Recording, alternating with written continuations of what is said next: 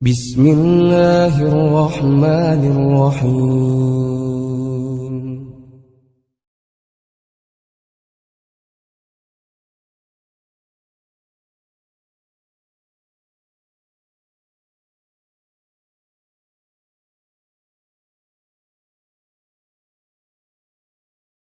Innal hamdalillah nahmaduhu wa nasta'inuhu wa nastaghfiruh wa na'udzubillahi min sururi anfusina wa min sayyiati a'malina may yahdihillahu fala mudhillalah wa may yudlilhu fala hadiyalah.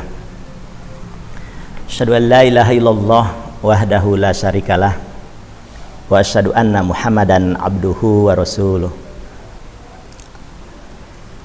Alhamdulillah, kita semua sampai saat ini masih diberi kesehatan serta kesempatan sehingga kita masih bisa melanjutkan kembali kajian online PC Persis Bale Endah.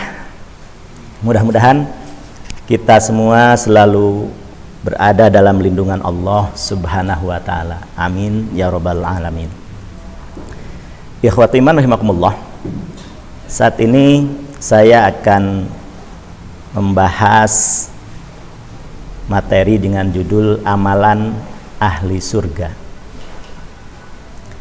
Kalau kita perhatikan dalam Al-Quran ataupun hadis-hadis Rasulullah, itu ternyata ada beberapa amal yang bila kita lakukan maka akan menyebabkan kita kelak di akhirat masuk ke surga Allah.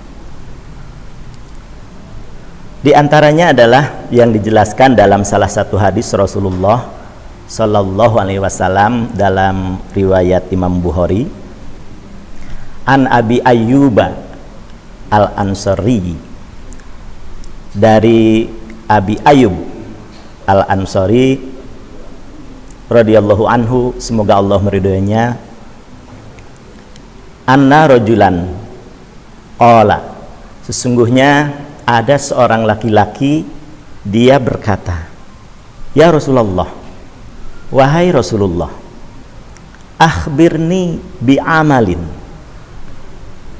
tunjukkanlah kepadaku, kabarkanlah kepadaku satu amal yudkhiluni al-jannah, yang dapat memasukkanku ke dalam surga.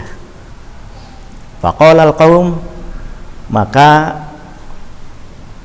orang-orang waktu itu pun berkata, malahu, ada apa dengan orang ini? Ada apa dengan orang ini?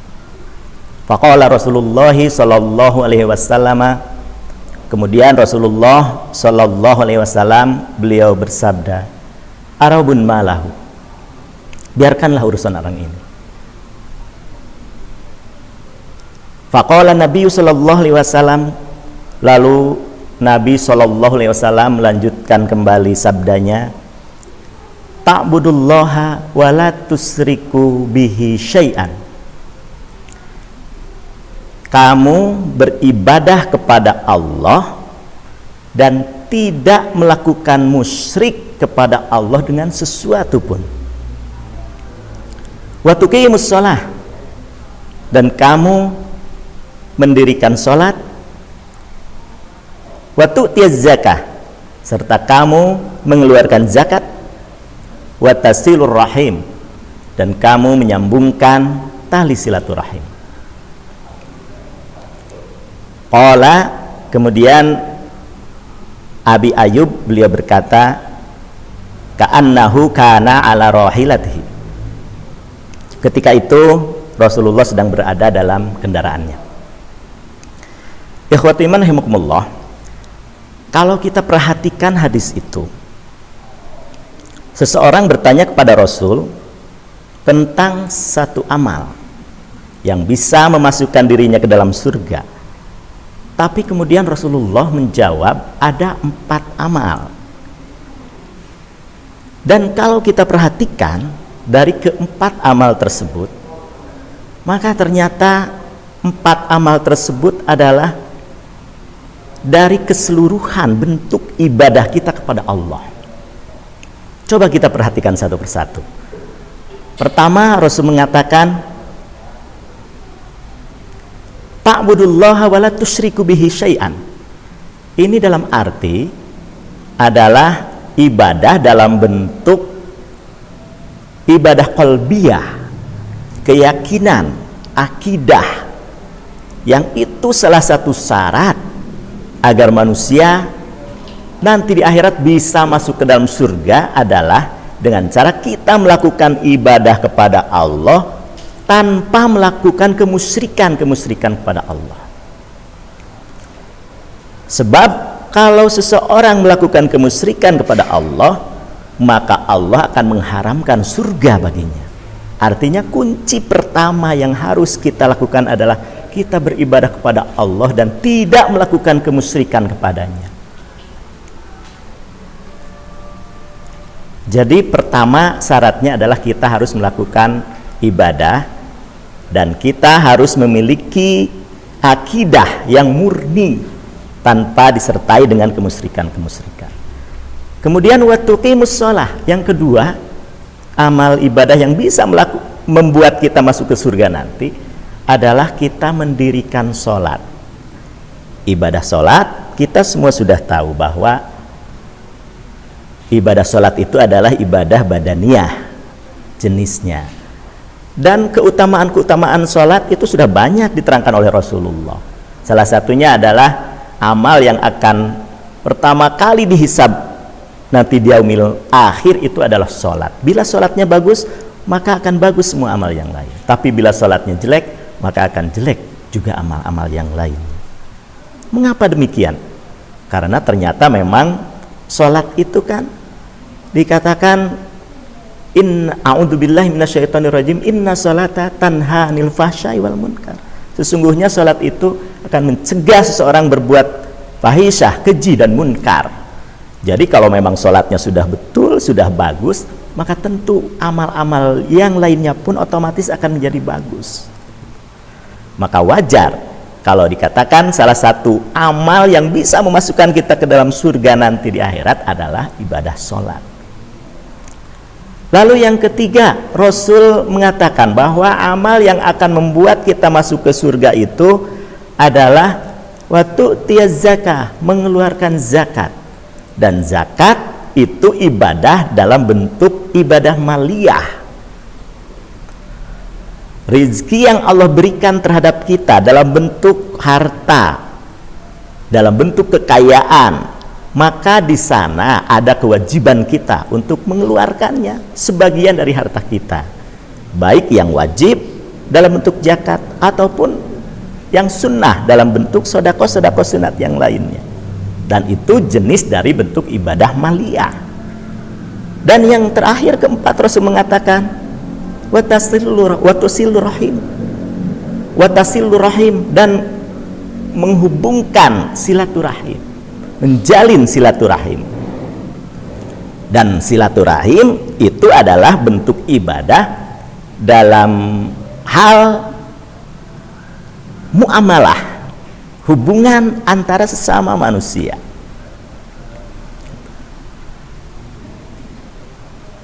Silaturahim sendiri, kalau kita perhatikan, Imam Nawawi beliau menjelaskan bahwa silaturahim itu adalah berbuat baik kepada sanak saudara kita dengan disesuaikan kebutuhan mereka, kebutuhan orang-orang yang akan kita sambungkan silaturahim itu.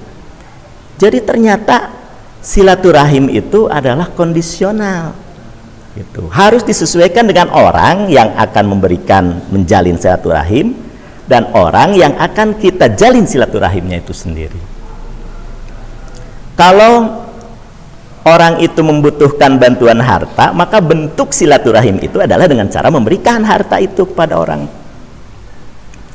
Kalau orang yang akan kita sambungkan silaturahim itu membutuhkan tenaga, maka kita berikan bantuan dalam bentuk tenaga. Itu silaturahim yang sebenarnya.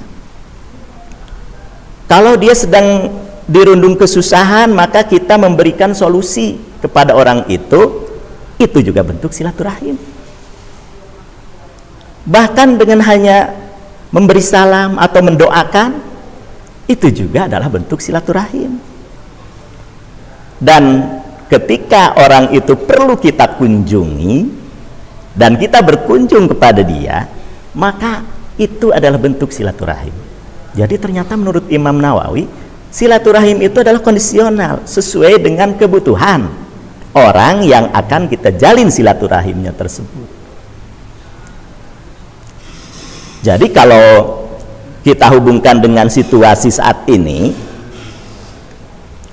ternyata bisa jadi bahwa kita tidak berkumpul dengan keluarga, kita tidak mudik dengan sanak saudara, kan gitu, ke kampung halaman kita. Justru itulah bentuk silaturahim yang sebenarnya. Karena apa?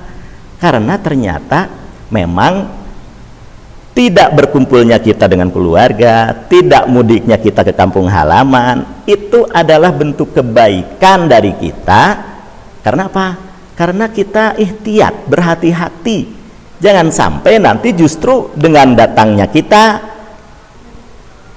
kepada keluarga kita, kepada sanak saudara kita, kumpul-kumpul bareng itu justru menyebabkan kemadorotan dengan adanya penularan COVID-19 saat ini gitu. Karena memang disinyalir banyak katanya orang-orang yang terjangkit virus COVID-19 tapi tidak menunjukkan gejala, sehingga ketika kita mungkin bersilaturahim dengan ibu bapak kita yang notabene mereka sudah sepuh, kondisi imun tubuhnya sudah mulai menurun, begitu kita kunjungi ternyata justru malah menjadi madarat bagi mereka, maka itu tidak akan menjadi silaturahim bagi kita.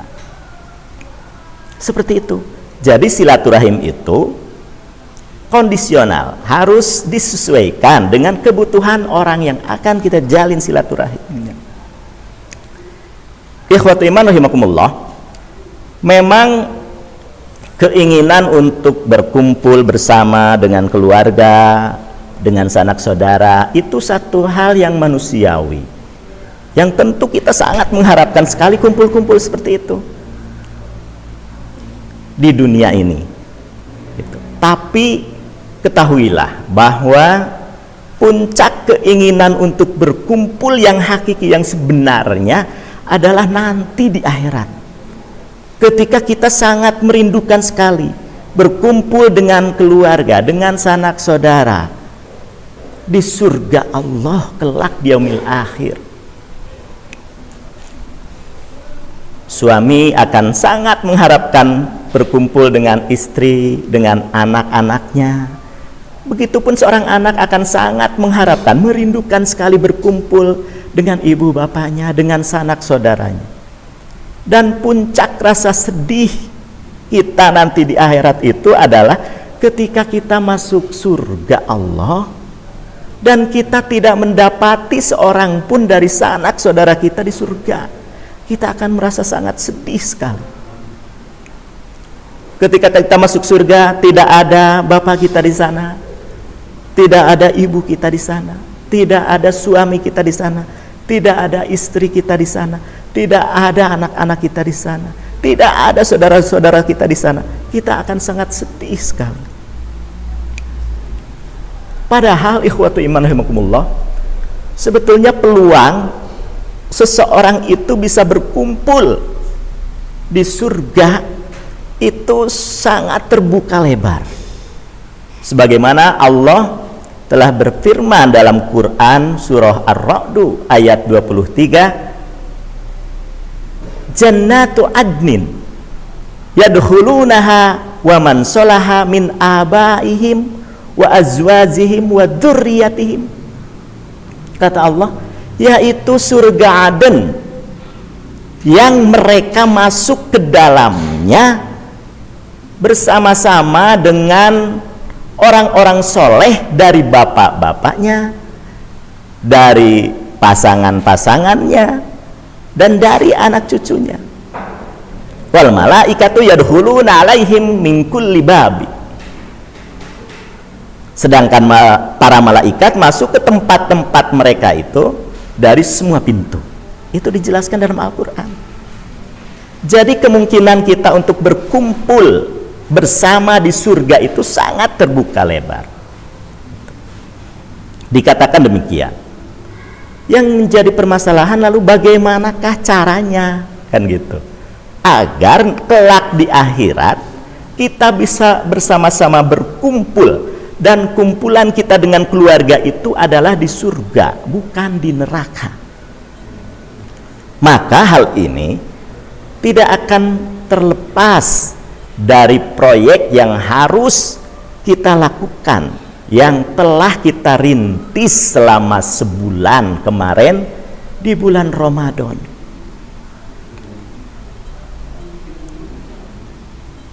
Sebab apa? Sebab di bulan Ramadan kemarin kita telah bisa melakukan 4 hal yang dinyatakan oleh Rasulullah dalam hadis yang tadi sudah saya sebutkan.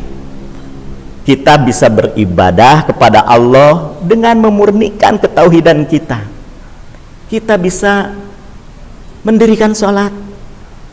Kita bisa mengeluarkan zakat, infak dan sedekah, dan kita bisa menjalin silaturahim, berbuat kebaikan dengan anggota keluarga, dengan tetangga, dengan sanak saudara kita, walaupun dalam bentuk yang lain, dalam bentuk yang tidak biasa kita lakukan pada masa-masa yang sudah kita lalui.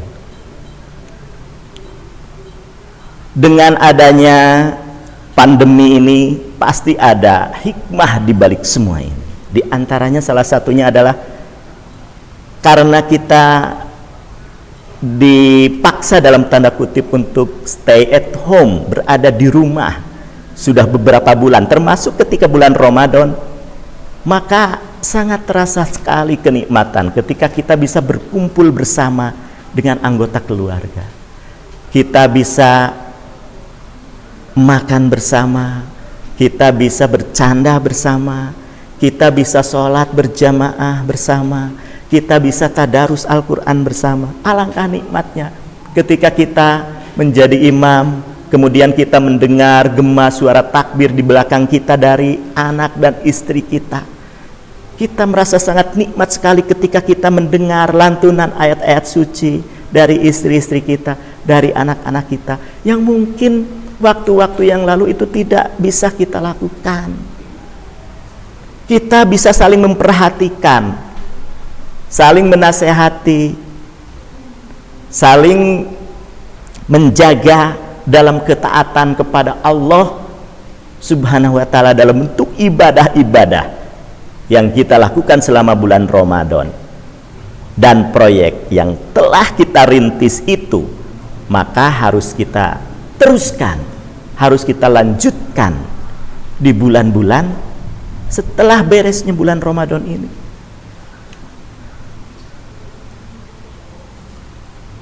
Maka kebersamaan dalam ketaatan kepada Allah yang sudah kita rintis selama sebulan ini, itulah yang akan menyebabkan kita semua bisa berkumpul bersama di surga kelak. Insya Allah seperti itu. Karena bila kita lihat dalam Al-Quran surah At-Tur ayat 21, ternyata syarat agar kita semua nanti bisa berkumpul bersama keluarga, bersama anak cucu kita itu adalah bersama-sama menjalin ketaatan kepada Allah Subhanahu wa ta'ala dalam melakukan ibadah kepadanya. Allah berfirman dalam surah At-Tur ayat 21, walladzina amanu wattaba'athum dzurriyyatuhum biimanin, dan orang-orang yang beriman serta anak cucu mereka mengikuti mereka dalam keimanan, maka kata Allah, alhaqna bihim dzurriyyatahum, kami akan hubungkan mereka, kami akan kumpulkan mereka, kami akan pertemukan mereka.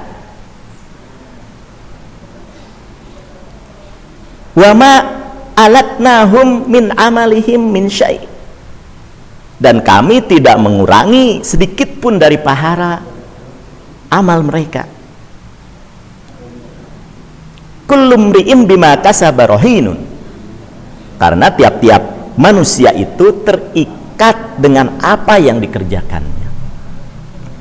Nah, jadi syarat agar kita bisa berkumpul itu adalah yang paling utama, pertama, kita sebagai kepala rumah tangga itu harus berada dalam keimanan dulu, harus soleh dulu, kemudian diikuti oleh anggota keluarga kita, anak cucu kita. Itu salah satu syaratnya. Jadi kita bersama-sama dalam ketaatan kepada Allah.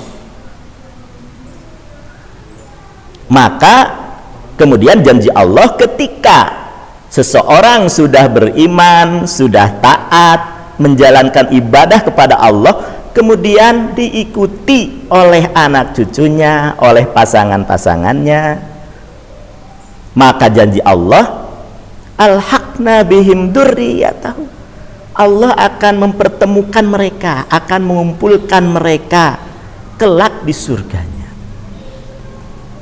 Ikhwatu iman rahimakumullah, dalam arti kita bisa saja sukses di dunia ini, kita bisa mencapai berbagai keberhasilan di dunia, termasuk kita bisa berkumpul, bersenang-senang dengan anggota keluarga kita di dunia. Tapi kalau kumpulnya itu, bersenang-senangnya itu dalam kelalaian kepada Allah, itu akan menjadi sangat percuma.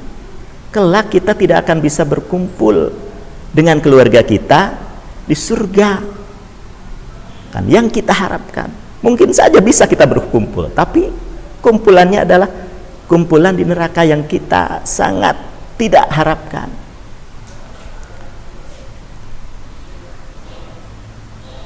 Maka intinya adalah ketika kita sekarang di dunia, mungkin saja kita tidak bisa bersua, tidak bisa bersama, tidak bisa berkumpul karena adanya pandemi virus COVID-19 ini. Tapi kita tetap bisa melakukan, menghubungkan silaturahim, berbuat kebaikan dalam bentuk yang lain. Gitu. Walaupun kita tidak bisa bertemu secara langsung, bertatap muka, apalagi di zaman modern sekarang ini kan, kita bisa berkumpul dalam jaringan media sosial, kita bisa video call dengan keluarga kita dalam berbagai media sosial. Serasa kita akan langsung bertemu, dan yang paling penting adalah bagaimana kita berbuat kebaikan itu sesuai dengan yang dibutuhkan oleh orang-orang, oleh keluarga, sanak saudara kita. Itu adalah inti dari silaturahim. Mungkin saja kan kita memiliki kelebihan materi, kelebihan harta, maka kita melakukan silaturahim, berbuat kebaikan itu dalam bentuk memberikan materi, memberikan harta yang saat ini tentu sangat dibutuhkan oleh beberapa orang karena adanya situasi dan kondisi yang memang sedang sangat sulit dalam perekonomian. Namun yang jelas kita kembali lagi bahwa ketika seseorang bertanya kepada Rasulullah, tunjukkanlah kepadaku satu amal yang bisa menyebabkan aku masuk surga kelak, maka jawaban Rasul itu bukan hanya satu amal, tapi Rasul menjawabnya 4 amal. Yang bila kita teliti lebih mendalam, ternyata 4 amal itu adalah sudah mencakup dari bentuk semua ibadah kepada Allah, yaitu akidah, kemudian ibadah badaniyah, ibadah maliyah, dan muamalah. Yang keempat-empatnya itu harus kita amalkan semuanya, harus kita lakukan semuanya. Tidak boleh hanya salah satunya saja, sebab itu semua sudah menjadi satu kesatuan yang utuh. Nah, mudah-mudahan saja kita semua setelah dididik selama sebulan di bulan Ramadan, kita sudah merintis satu proyek yang besar dengan cara kita dimudahkan oleh Allah untuk melaksanakan berbagai ibadah.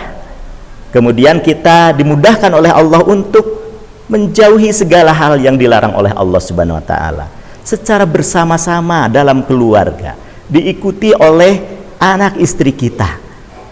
Mudah-mudahan kemudian nanti di akhirat kita akan bisa berkumpul bersama-sama dengan keluarga kita di surga. Itu saja mungkin yang bisa saya sampaikan pada kesempatan ini. Mudah-mudahan ada guna dan manfaatnya bagi kita semua. Aqulu qouli hadza wa astaghfirullah li wa lakum. Wassalamualaikum warahmatullahi wabarakatuh.